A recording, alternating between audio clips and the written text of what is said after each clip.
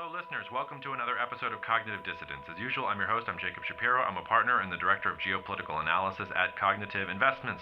Rob and I are back at it for our weekly chat. I am on the road in Eau Claire, Wisconsin, speaking at the Chippewa Falls Agricultural Conference. I'm on the road quite a bit over the next couple of weeks. I know that my producer, who's also confusingly named Jacob, is not going to like that those of you who are looking at this on YouTube, that I'm in my workout clothes recording the podcast. But when you're on the road, you got to fit the workouts in when you can, and I'm all about authenticity. So when I have the time and I'm in my home office, I'm happy to put on the shirt. But right now you got me post-workout, post-yoga, but before I have breakfast and before I go over to the event venue to talk to these Wisconsin agricultural producers about how geopolitics is really going to mess up their life. And if you're in the ag space and you haven't seen me or you want to talk more about that, please get in touch. And if any of the things that we talk about in the podcast today, whether it's our wealth management services or our research, our insights, or you just want to talk about some of these important issues that we're covering, you can always email me at jacob@cognitive.investments.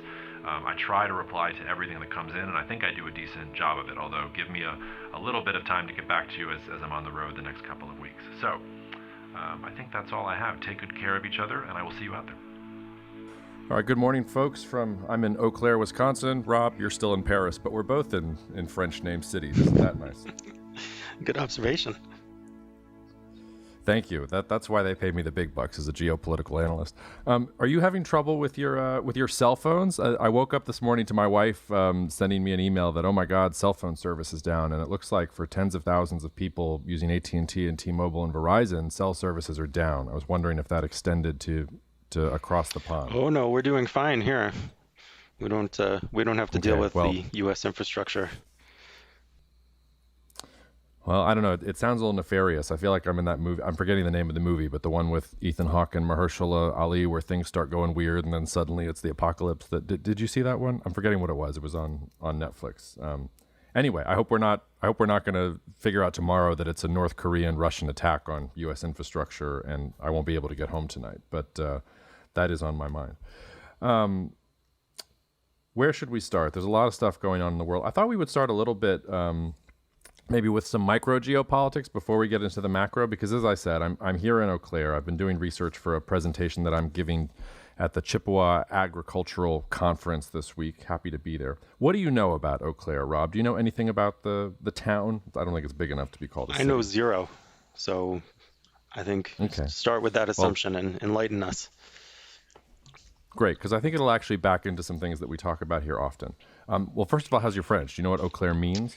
I do. I mean, hard to translate exactly, but why don't you tell us? Okay. So those French classes not going so well. So clear water is roughly the translation of Eau Claire, or at least that's what Google tells me. And the French claim to have named it Clearwater because of the confluence of the Chippewa River with the Eau Claire. I think I might be getting that wrong. But really, it was the Native American tribe that used to be here. And I'm sorry if I'm butchering it, but it's the Ojibwe, I think. They used to call the river, the Chippewa River, the water that runs clear. So the French just stole the name and then put their name on it. And now everybody says it's a French name. But actually, it goes back to native names of things. This is often the case. It's also a really interesting part of the United States from sort of a geological perspective, which I didn't really know about. It's part of basically a driftless area.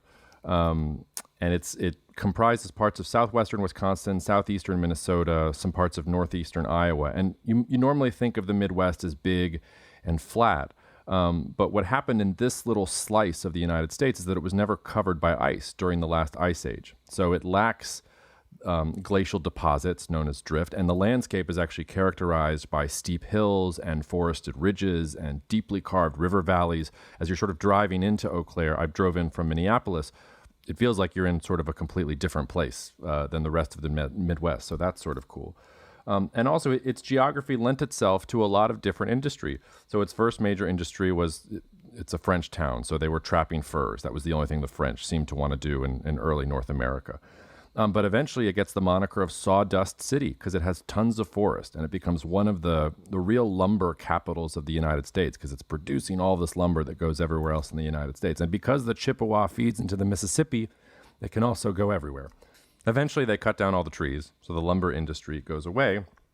But what happens is it becomes a center of the tire industry in the United States. So a guy named Raymond Gillette starts a big tire factory here in 1916 and 1917 called the Gillette Safety Tire Company, and eventually gets bought out by Uniroyal. And from 1917 to 1992, Eau Claire is one of the biggest hubs of U.S. tire production in the entire country. And then unceremoniously, around 91, 92, Uniroyal announces, in sort of a shock, if you can go read the newspaper articles from the Milwaukee Journal Sentinel and places like that at the time, they just decide to close down the tire factory. And I wanted to get into that a little bit because that's how this backs into geopolitics. The last little tidbit that I wanted to share with you is that Eau Claire is the horseradish capital of the United States as well. It is the largest grower and producer of horseradish in the United States. Now, apparently there is a city, or at least a town in southern Illinois called Collinsville, which is trying to usurp Eau Claire's role as the horseradish capital of the United States. They have even trademarked the moniker the world's horseradish capital. But I'm reading here from an article from a local Eau Claire publication that responds to this by saying, you don't need any sort of backing to do that. We could go out and trademark global capital of foot fungus in the world right now without any evidence. So some real shots fired and some real drama about horseradish here in the heart of the United States. So I'll pause there and let you ask any questions, but it's the tire conversation that I wanted to get into because the rise and fall of the U.S. tire industry is actually pretty interesting and gets into a lot of the sorts of things that we like to talk here. Tech innovation, how tech innovation changes industry, what globalization actually meant for workers in manufacturing, and also how it ties into the U.S.-China trade war. But before we get to those things, is there anything else you want to know from my fun facts about Eau Claire? I don't know. Are you setting me up for a softball question here? Because if so, I'm not getting it. I mean, I want to hear about the tires. You want to hear about the tires. Okay. And I forgot one thing. Eau Claire's also the home of Bon Iver. So I'm going to throw some Bon Iver clips in, or I'm going to tell Jacob to throw some Bon Iver clips in. By the way, now that I'm here, I understand him going off into a cabin in the middle of nowhere and writing the beautiful music and albums that he did. But we don't need to get into the role of Bon Iver's music in my life. So yeah, the tire industry. So there's actually the National Bureau of Economic Research put out an entire 50-page paper in the late 1990s about the eclipse of the U.S. tire industry. And it was a really interesting read, and I thought we could talk about it a little bit because it basically talks about the rise of the U.S. tire industry and the rise of the U.S. automobile, but that in the 1980s and in the early 1990s, the U.S. really gets displaced as a major tire producer and really exporter. It starts importing all of these tires from abroad. And the paper, first, it goes after the two most commonly ascribed reasons for the demise of the U.S. tire industry. The first is the one that you might expect, that foreign manufacturers were more efficient. David Ricardo's dream here, that free trade is the reason that we no longer make tires in the United States. Other countries were able to make them more cheaply. The United States was able to focus on, designing better cars, or, we get the rise of Tesla because we're no longer focusing on making the picks and shovels like tires inside of the United States. So that's one explanation. The second explanation that commonly got thrown around was a little bit more nuanced, and it was a textbook example, this paper calls it, of the third industrial revolution. And basically that rapid technological change created a lot of overcapacity and overinvestment in the tire industry. And that the cost of making tires got lower and lower and lower, and yet people were still spending the same amount of money, or they weren't modernizing things correctly. And it got to the point where somebody had to come in and basically slash a lot of the old infrastructure that was there, so de-invest in it in order to keep it profitable. And that the only companies that were willing to do that were outside raiders that were going to force these U.S. tire companies to either downsize to survive or exit. And that the fact that most of the people who bought up the U.S. tire companies were foreign companies rather than domestic didn't really have anything to do with that. It was more to do with the economics of tires in general. Now, as you might expect, the paper is going to dismiss both of those things. And it dismisses both of those things and actually focuses in on the tire industry itself and talks about how we moved in the world towards radial tires from bias ply tires. Now, maybe we need Matt McClintock on the podcast because I'm sure he could do this a lot better than I can. But basically, bias ply tires were the first tires. There's still some application for them if you're off-roading or if you're using big agricultural equipment. There is some advantage to using bias ply tires, but my understanding is they require a lot more rubber and they wear out a lot more easily. So you get this move to radial tires because it's a smoother ride, they don't wear out as quickly, and it's less rubber. So it's literally cheaper to produce them, and that's why everyone moves to radial tires. Everyone except the United States. So Michelin in France over there in 1948, they started producing radial tires in 1948. By 1970, 98% of Michelin tires in France were radials. And the rest of Europe and Japan followed sort of a similar path. That same year in 1970, when 98% of you Frenchmen are driving around with radial tires, only 2% of the tires sold in the United States were radials. So we were still stuck in this bias ply world. And it was, the infrastructure was there. Everything was set up to make bias ply tires. You would have needed a lot of capital expenditure and investment to change all of those manufacturing plots to move to radial tires. And Goodrich had tried it in 1965. It failed, in part because U.S. car manufacturers didn't like it. And it was only in the beginning of the 1970s that U.S. tire manufacturers were like, okay, we think this is a good idea. We don't want to be left behind with history. We're going to start doing these things. And the early 1970s, of course, is a terrible time to be doing major capex in the United States. You've got the big oil crisis, so people are afraid of cars and trying to economize there. You've got stagflation and everything like that. And so you have this position where the United States is getting more and more out of date, more and more sort of behind technologically, and that is the real reason that U.S. tire producers fell on their faces.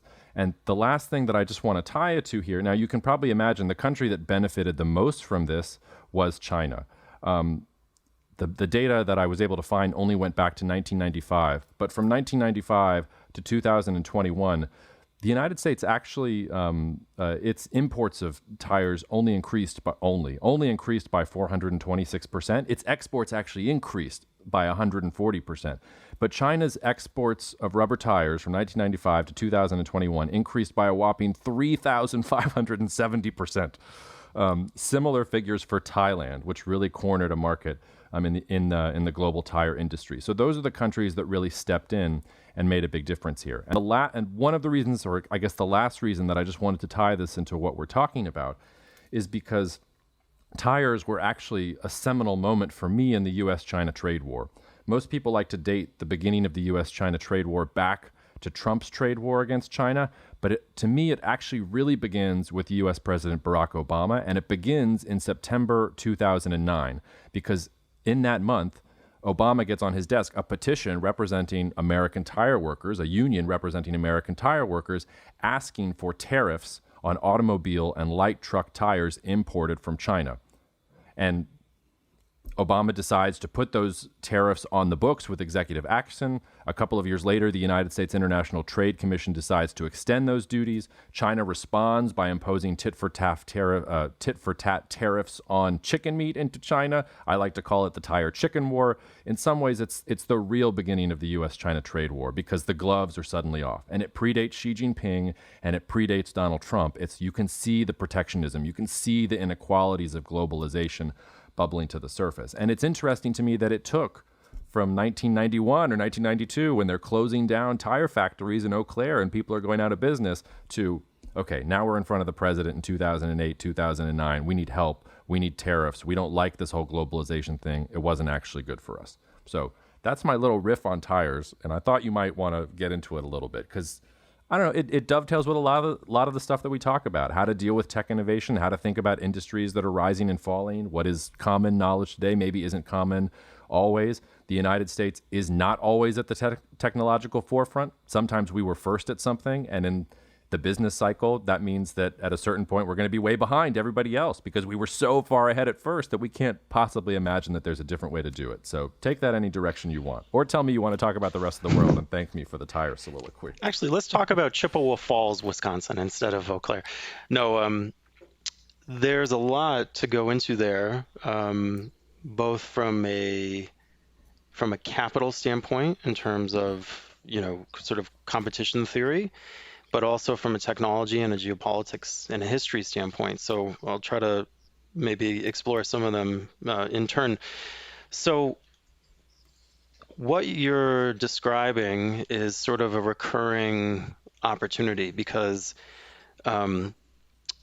we wrote a piece on technology revolutions and investing recently. that we can put the link in the show notes if we want.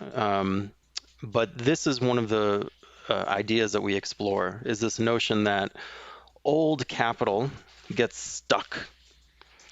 And for this reason, the majority of businesses are not well placed for technology revolutions. So if you look, and this is not going to be news to a lot of listeners, but if you look back to 1990, for example, and take the 500 companies in the S&P 500 at that time, the majority of them would do badly over the following generation. Between 1990 and 2021, 58% of all publicly traded stocks in the United States destroyed their shareholders' wealth. So they were down. A lot of them went to zero and destroyed all of the wealth. But 58% were negative during that time period, negative wealth creation. And all of the creation of wealth in the economy was concentrated in a really small minority of companies that had outsized wealth creation. And it wasn't just Amazon and Apple and Google and the IT companies that you think of. It was also Walmart, companies like that were harnessing the technology revolution, in this case IT, to move on to bigger and better things. So that was the case in the US, and it's not just the US, because the data shows that that's even more pronounced outside of the US. So this isn't just a story about the IT revolution in the US particularly, being so unique. This is a global phenomenon. This happens everywhere. So if you look at tires, right, this is a good example, that you gave with the radial tires and the technology change, because one of the kind of recurring themes of investing that we see over and over again is switching costs.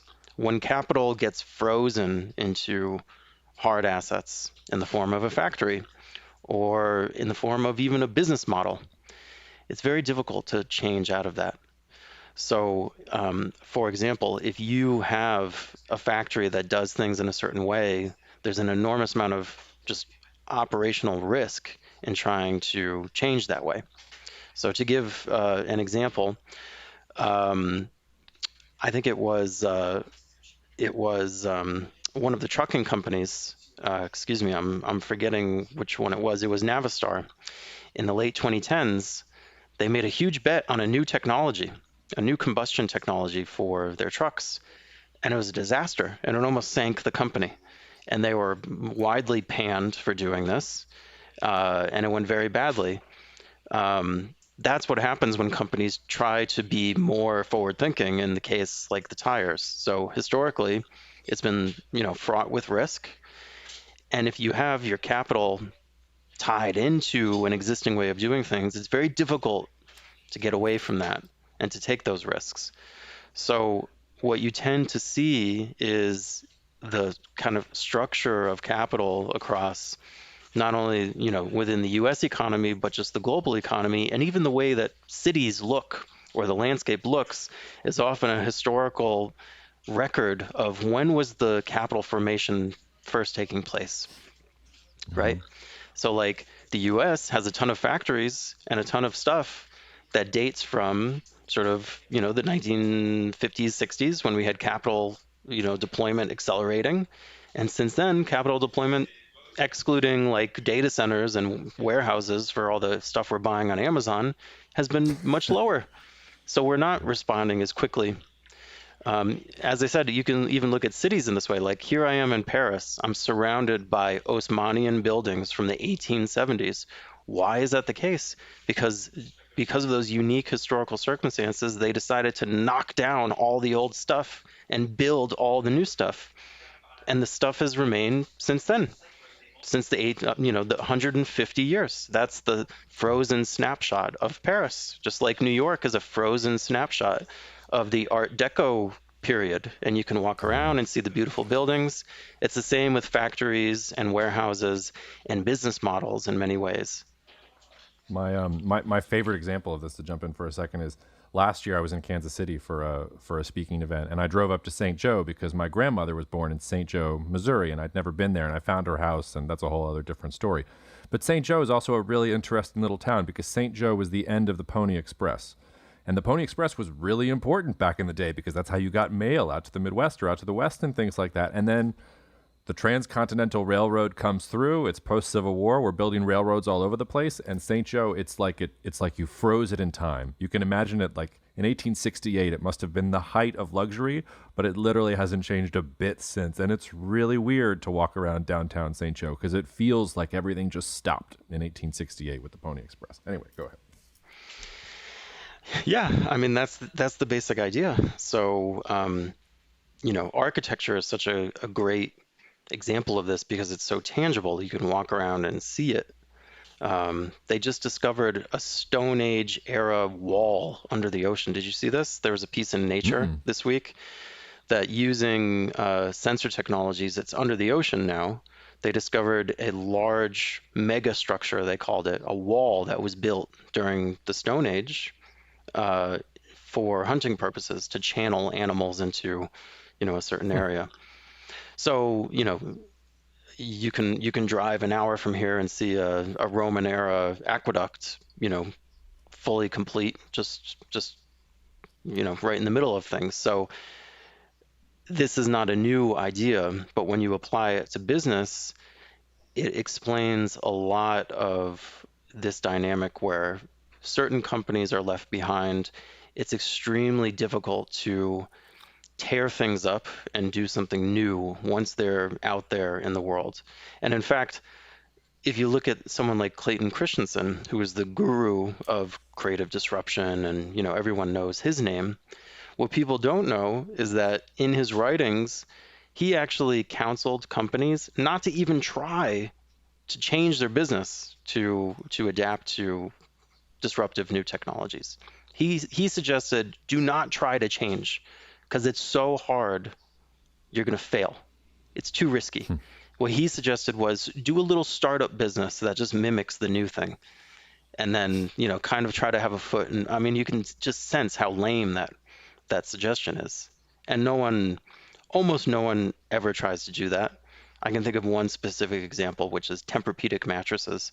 When all of the online mattresses started in the mid-2010s, I mean, you could tell they were reading Clayton Christensen's, textbook because they were selling all their mattresses through stores. Then they started this stupid little startup business instead of changing the Tempur-Pedic. Anyway, we don't have to talk about mattresses now. We're talking about tires. But no, what was the name of what was the name of the startup company? I don't even remember now. It was never a success, but it was a shameless mimicry of like the Casper bed and the Tufted Needle bed that were being successful going directly online. But the point is, it's very, very difficult to change, and from a geopolitical standpoint, it also applies because when was China laying out all this capital? We said last week China's been throwing its treasure down a hole. Well, that's capital formation. It's been doing this very, very aggressively for the last 25 years. So, whether it's tires or whether it's EVs, there was someone on Twitter listed, the top valued EV companies in the world, and none of them were in Europe. And it was pointing out, well, why hasn't VW on this list? They dominated it for so long because VW had, its stuck way of doing things, and that's the natural progression of things. So follow where the capital formation is happening is the takeaway. But I'm glad you mentioned China because that was one of the ways I wanted to backdoor into the geopolitics conversation because, we've talked about China a little bit and there were some interesting little tidbits this week. So some FDI data came out about China this week. It was FDI, so not just Chinese capital itself, but foreign capital has been going into China to create all these manufacturing complexes, urged on by Chinese policy, of course, to make it easy to do that. But still, it's a combination. It's not just China's putting the capital in, everybody's putting the capital in because they saw the opportunity. But FDI in China last year was $33 billion on a net basis. That's down 80% from the previous year, and it's 10% below the peak of FDI if you look at the chart in 2021. And there was an op-ed in Nikkei, a Japanese paper, that talked about how the levels are starting to look like they're sort of the same place they were when Deng Xiaoping initially called for reform and opening up in southern China in the early 1990s after Tiananmen. So China's sort of in this place, you're exactly right, where maybe the capital is drying up or they don't know where to push the capital. In the meantime, the two other interesting tidbits, China cut their 5-year mortgage rate by a record margin to try and aid the property sector. So from 4.2% to 3.9%. Doesn't sound like a whole lot, but it's not normal for a 25 basis point cut from China. That shows you that maybe they're getting a little bit scared about the property sector. But on the flip side, it's the Lunar New Year holidays right now in China, or we're leading into them. And for the first time since COVID started, they're back above the pre-COVID levels. So they're at 2019 and above. So we can finally say, oh, here was the COVID aberration in China for consumption was 2020 to 2023. They're now at least consuming in terms of food and, whatever else you're going to buy on Lunar New Year, like they're consuming again. So maybe some signs of the Chinese consumer going, but a great example of what we're talking about because, I guess in 100 years, all of the architecture in China will look like whatever they're going to call 2010s architecture. I don't know. It's probably not going to look very nice, right? Probably not. It's not going to be Osman, that's for sure. The FDI thing is just to begin there is interesting because there's often the misconception that China is dependent on foreign capital, like another emerging market. I think the FDI is probably more a reflection of fear on the part of foreign businesses. There was a long period, even after Chinese growth sort of peaked, which was in the 2011 period. We've kind of been coasting to a slower and slower rate since then, but there was still a lot of holdover enthusiasm about the Chinese consumer market. And, if only every middle class person in China would buy Lululemon pants, then, oh my God, that's $1 trillion or some market cap right there. And there are a few stories like that remaining, but you can just tell listening to what companies say that they're much more subdued and scared about that opportunity. And also because these things tend to be self-reinforcing. So every management team gets asked, or at least they used to get asked, well, what are you doing in China? Where's the growth opportunity in China? And the more people talk it up, the more pressure there is to have a strategy, to do something. Are you opening stores? Do you have a joint venture partner? Whatever it may be. Now the whole narrative is obviously changing, where it's how are you protecting against China? How are you, worried about duplicating your supply chains so that you can continue to do business in China? And that's a very different dynamic. So you can see the tide is receding on that. But at the same time, China's not dependent on that capital. I think it's more symbolic than it is that China needs it, because the whole Chinese system, they have too much capital. That's the problem. Too much capital, not enough good stuff to do with it. I agree with you that is the sentiment with U.S. China in particular, but also just companies in general wanting to go away from China. But I don't know if you noticed last week or the week before, everybody and their mom was making a big deal on social media and in newspapers about how Mexico had surpassed China as the biggest that Mexico had surpassed China as the United States' biggest trade partner. And this was seen as evidence, that decoupling is happening and we're doubling down on our relationships with our allies and we're moving away from China in the future. And everybody showed this really, really stark graph. I'll try to put a picture of it in the show notes that shows, here's total trade with Mexico surging above and the Chinese line well below it.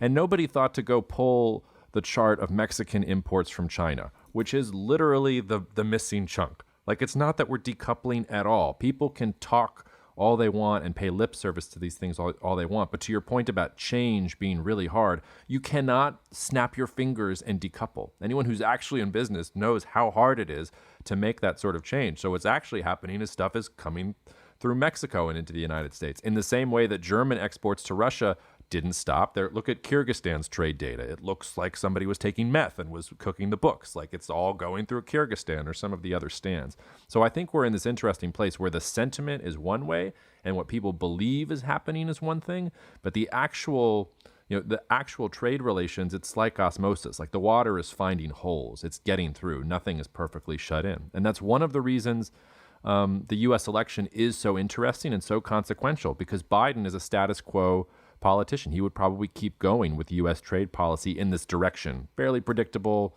more protectionist, but not throwing the baby out with the bathwater. Where if you go to Trump 47, the website, and read some of the policies he's talking about blanket tariffs on everyone, not just China. And he's leaving the percentage sort of up to guessing at this point. But you can see that he's trying to articulate, and he had Lighthizer, I think, was out in the Wall Street Journal, did an interview this week talking about the ways that they would retool policy if they got a second administration, trying to close all those holes down and prevent those sorts of things from happening. And if that happens, like it's going to be a massive change. And don't think just because everybody wants you to think Mexico is the U.S.'s top trade partner that situation has actually changed at all.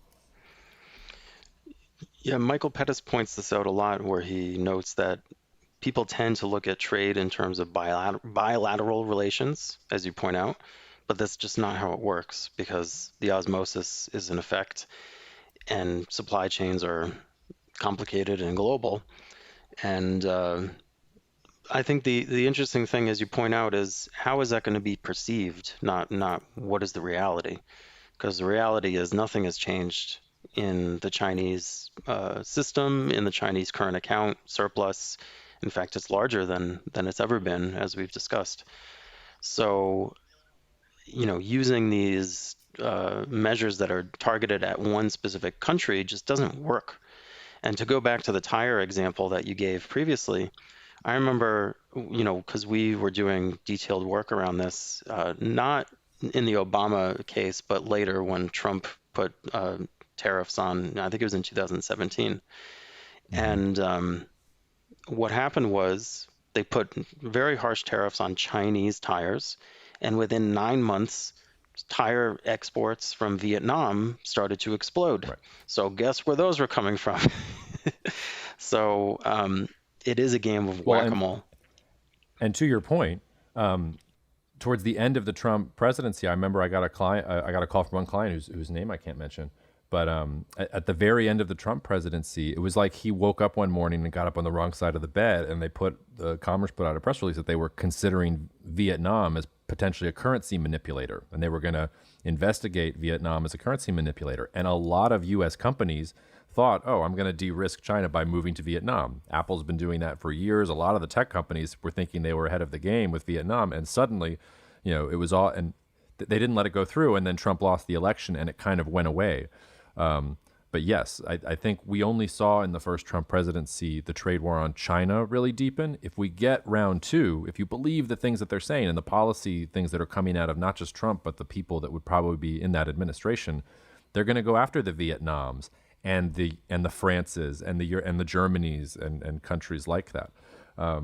And yeah, I mean, Vietnam is one of them. Thailand is like the big tire beneficiary. They've really focused on it. Vietnam, Thailand, and South Korea. But all of those are countries that if you had that sort of move towards protectionism, they would be the next line. And then the interesting question is, where do they go next?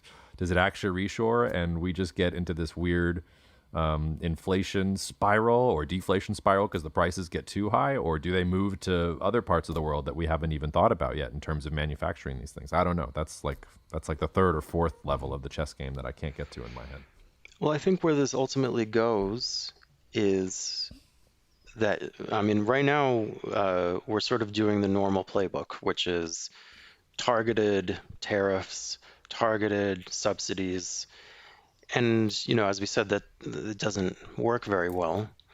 Where that's ultimately going to go are broader scale interventions. And that means intervening with the currency. That is the big lever that does impact everything, no matter what. Intervening with capital flows. So the day that the United States comes out and says, hey, we don't want foreign countries buying as many treasuries, that's the day to really stand up and say, oh my God, the world is changing. because that is, the corollary of the U.S. coming out and saying, hey, we don't want our current account deficit to be, $110 billion every month. We decided that's a bad thing. What do we do in our strategic wealth strategy if Trump comes out and says that on day one? Like, what's the stand up, and then what do we do? It really depends, because so much of the strategic wealth strategy is about individual countries. Some of them will do great.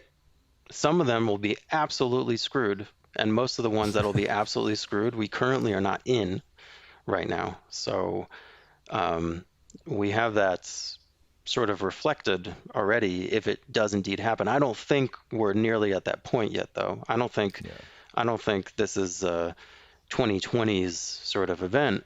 But as things get worse, and by worse I mean, budget deficits, trade deficits, inevitably that releases itself through the sort of steam valve of currency.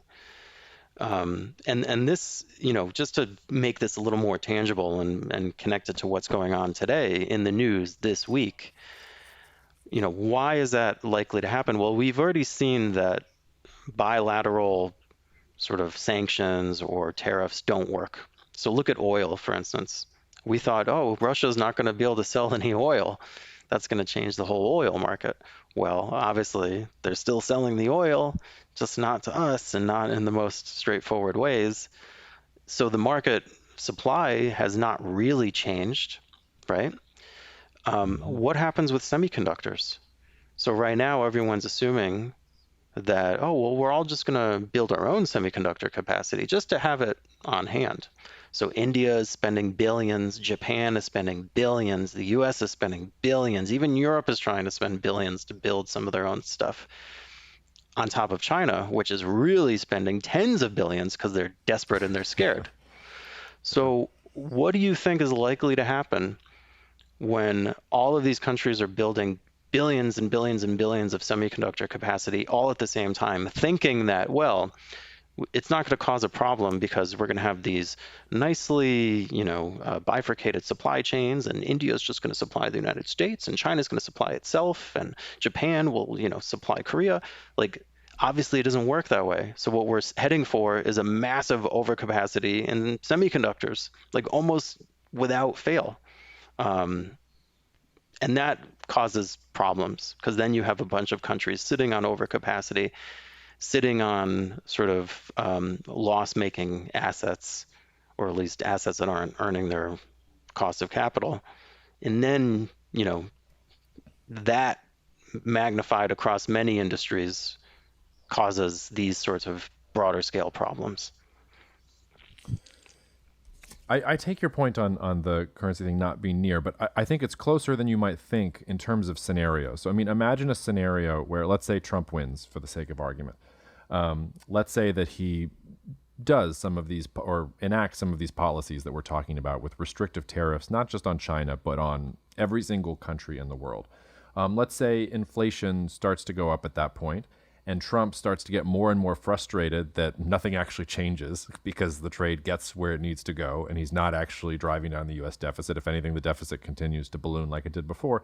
And meanwhile, U.S. employment now starts to creep up because the instability and the volatility from those policies results in people, companies wanting to cut back and people losing their jobs. And those angry people go out and start electing, protectionist-minded congressmen into the next midterm election. And now we start to have like the raw material for what happened in the 1920s, where you had a real move towards protectionism because people were angry, people were frustrated. Like, we're not there yet because the economy's running well, but it doesn't feel to me like we are so far from a scenario where you could go down that rabbit hole. So, I mean, like I said, a lot of those dominoes have to fall, and they haven't fallen, but you can sort of see it play out. It's striking to hear you talk about overcapacity in semiconductors, because, I mean, NVIDIA is going to the moon, and semiconductors are the rising for what? NVIDIA is like worth more than the entire French stock market, I think was what I saw on Twitter the other day. So, I mean, how do you balance that? Because you want to be part of the mania a little bit, don't you? But at the same time, like you said, the writing is sort of on the wall. I don't know. Like, is that just a stay away? Like, or is it enjoy the ride now, but here's what to look for to get off the horse? Like, how are you thinking about that? Again, it depends on everyone's time horizon and which strategy you're talking about.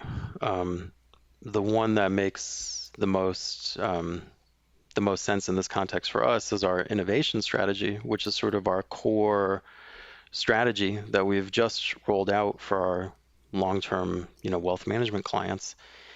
And the idea behind that is to own the assets that are harnessed to the technology revolutions that matter. So basically, if you have clients that realistically have a 20-year time horizon, you should invest along that 20-year time horizon. And what matters along a 20-year time horizon, it ain't, next quarter's earnings, it's societal level changes, which is, geopolitics is in its DNA, and technology revolutions. So if you were to go back to 1990 and say, what would matter for the next generation? It was the IT revolution, obviously. So that's how that strategy works. And we do have NVIDIA in that strategy on that time horizon, but sized very low right now relative to a full size position.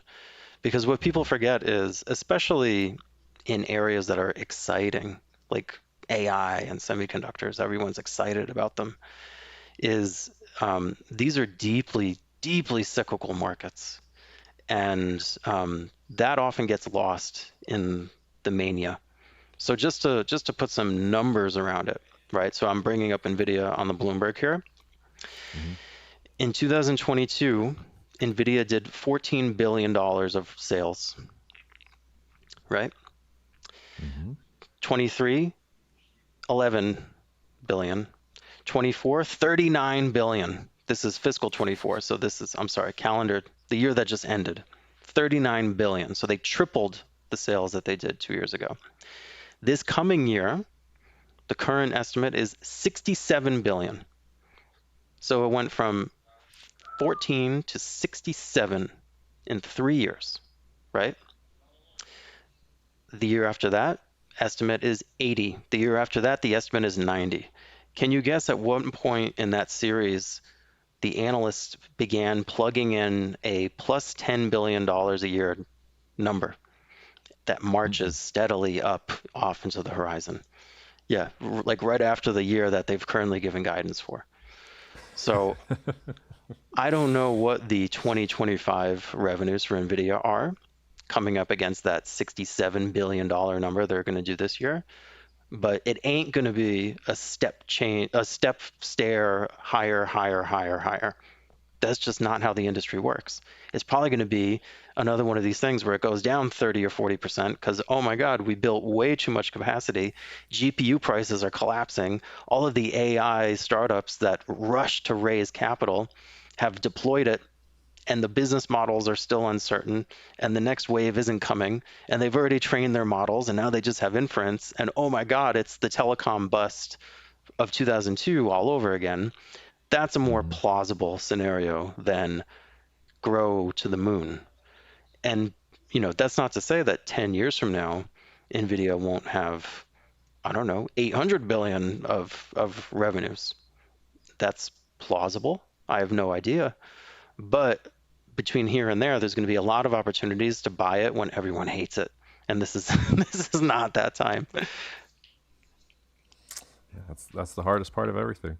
I want to bring it back for a second to something we've talked about on the podcast before, and it gets back to the Eau Claire thing, because I don't want people to think that just because the tire factory in Eau Claire closed down, that Eau Claire closed down, or that it's become sort of one of these deindustrialized sad cities, which there are plenty of them in the United States. But I joked about the horseradish thing. They are the world's largest grower and producer of horseradish. But also, like, Nestle's here and produces baby formula and a bunch of nutritional products here.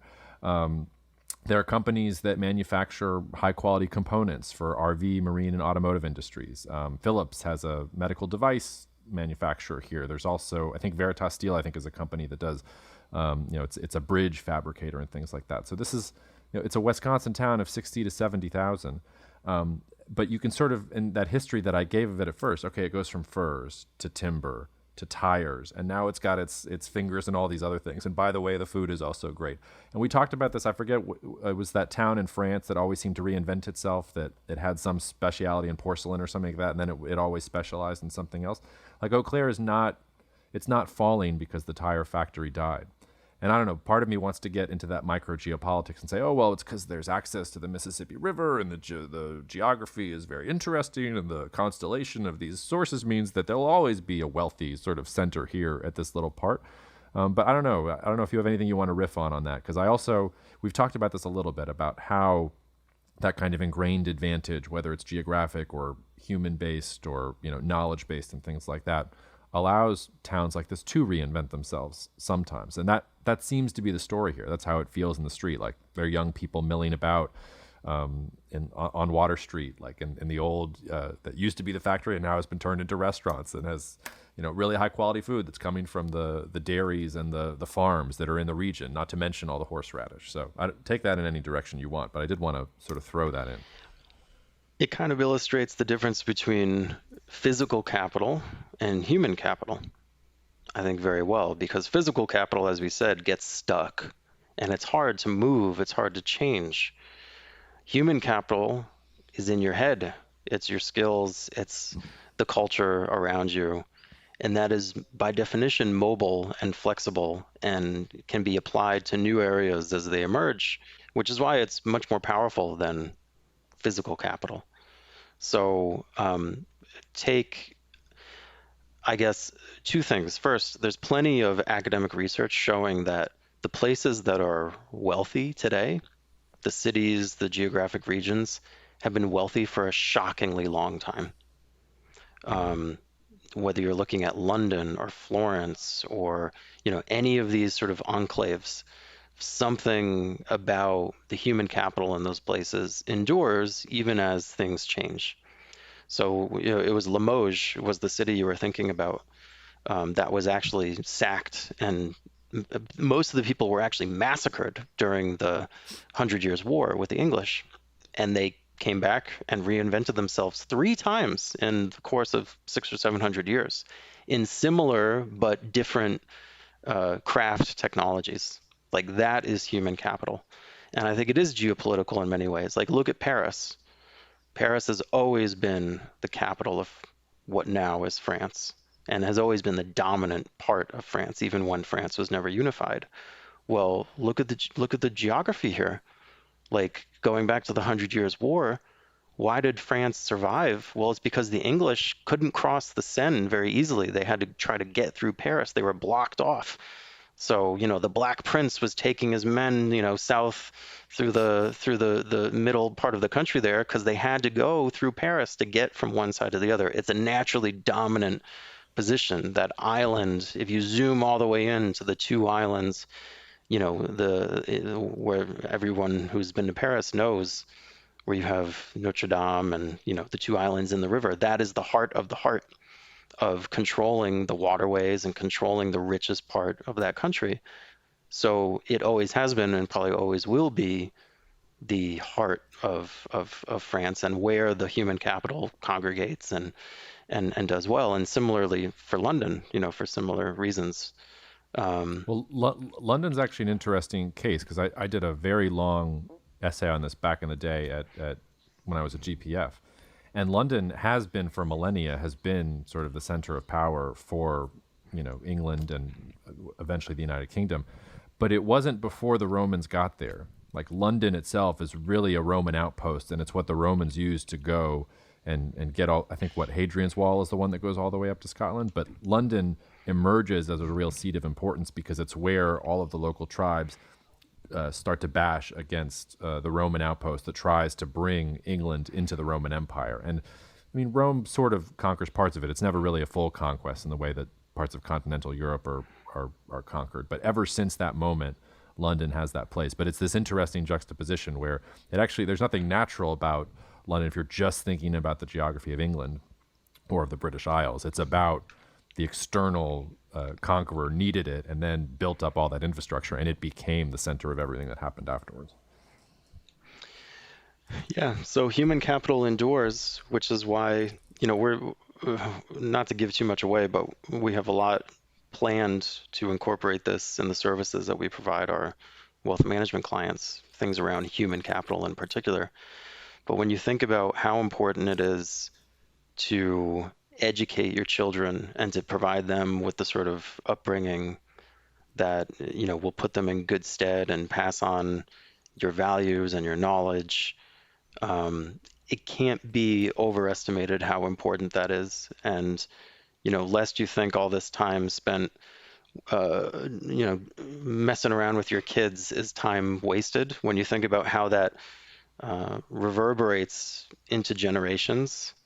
I mean, I think it's it shows you that it's not just wasting time, as a lot of people think it is. Spoken like a young father, and I can tell you, I used to relish traveling as part of my work. I got to see different parts of the world and things like that. And it's great that I got to nerd out on Eau Claire and have one of the best cheeseburgers I've ever had in my life last night, and a spotted cow and everything else. Oh, don't rub it in. Man, I would rather be in my living room, like playing with Annie. Like, she's way more interesting than all of this nonsense. Before we leave, because that was a nice little rabbit hole that we went down, but there has been a lot happening in the world geopolitically, and I know some of you listen just to keep track on what's going on. So I don't think we'll go in any depth here, but some things that were on our knowledge platform this week that I think are interesting and you should know about. There's some China-Taiwan tensions that worry me. It looks like two Chinese idiots were driving a speedboat, and Taiwan tried to scare them off, and they ended up dying, and there's been some back and forth now between China and Taiwan. That's the recipe for the kind of thing that worries me with China and Taiwan, where it's not a state actor that's trying to do anything, but it was an accident, and you get into an escalatory spiral. So I don't think it's going to go anywhere, but that is something to have on your radar. We talked about some of the Chinese economic stuff. I thought the other big news was, major U.S. natural gas producers coming out and saying they're curtailing production. And you saw a real spike in natural gas prices. You put some things on the knowledge platform about oil in general. So we've had a couple head fakes here with oil and natural gas, but I did think it was interesting that you finally are seeing some data and some statements that are indicating that, maybe U.S. energy production has realized that if they keep doing this, they're just going to keep driving the price lower, and they can't keep doing that in general. And then, Rob, you had on here that Morocco's in crisis. Egypt is in a hyperinflation crisis. Like, so many places are in crises around the world. But worth saying that Red Sea shipping still not fixed. So I don't know. Do you want to talk about any one of those a little bit deeper, or do you want to say well, sayonara and we'll go in next week? We can say sayonara and maybe go a little bit deeper on North Africa in particular at some point, because there's so much going on there that I find interesting. You mentioned Morocco. Egypt is in a much worse state than I assumed before I actually looked at it again. Like, they are really in trouble. So I think that's worth looking at, because that is, even if you think of wheat markets, Egypt is a massive consumer of imported wheat and a massive producer of wheat. So that's relevant to the audience, but also, just a whole bunch of stuff across North Africa I think is worth digging into in an episode soon. But yeah, we can save that on the back burner. No, it might be worth doing North Africa and the Middle East just in general away from the war, because the war and the Houthis are dominating the headlines. But you're right about Egypt. You're right about Morocco. The other interesting thing was that that I saw this week was that Saudi Arabia's sovereign wealth fund, which has been doing all these things like building all these strange boondoggles in the desert and all the stuff with the PGA Tour and getting Ronaldo, blah blah blah. Well, all that spending is finally coming home to roost, and the sovereign wealth fund, the value of the sovereign wealth fund has gone down by roughly 3/4. It's down to $15 billion, which is the lowest since December 2020. And we've sort of seen this before from the Saudis, where they spend a bunch of money, they start to run out of money, and then they freak out and move the opposite direction. So maybe we'll just have to put a magnifying glass not on the Middle East from the point of view of the Israeli-Palestinian conflict and the Red Sea shipping disruption, but what all these things mean in general for these countries, some of which have become the investment darlings of the Western world. I mean, certainly Saudi and all that Gulf money spends in the United States and other places. So maybe we'll pick it up there. Well, I think the Saudis, I hear they're going to have to downgrade from Ronaldo to Nicholas Bentner for next season, the way things are going. So that would be quite a change. I don't know enough about soccer to understand. So give me the basket. Are we downgrading from Michael Jordan to what? No, Nicholas Bentner is like a retired, goofy former striker from Denmark. So he's no Ronaldo. That's the quick and dirty. But is it like we're downgrading from Michael Jordan to like John Havlicek, like older, goofy, but was good, or is it like we're downgrading from Michael Jordan to like Isaiah Ryder? I don't know if there's a great analogy. Nicholas Bentner is famous for pulling down his pants at the World Cup and showing a Paddy Power underwear. He was pretty good though. He was no Ronaldo, but he was decent. He was no Ronaldo. I'm sure that'll be the epithet on his tombstone. All right, we'll see you out there.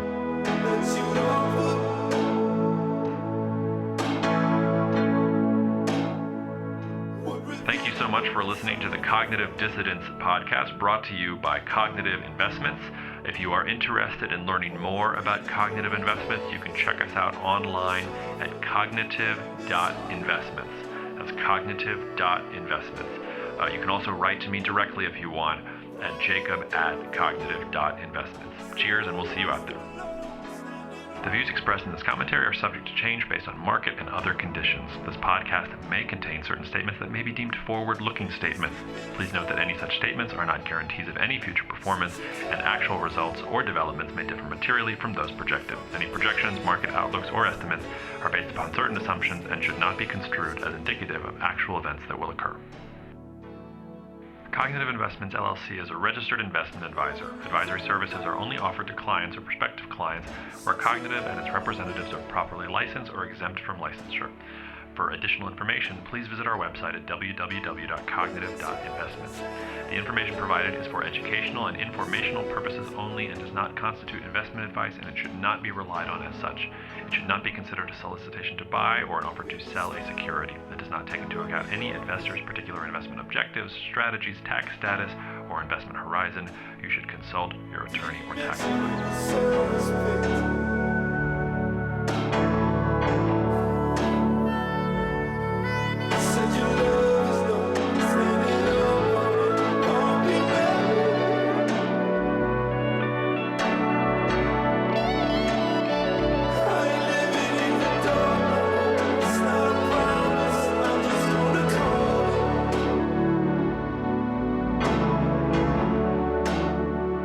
Heavy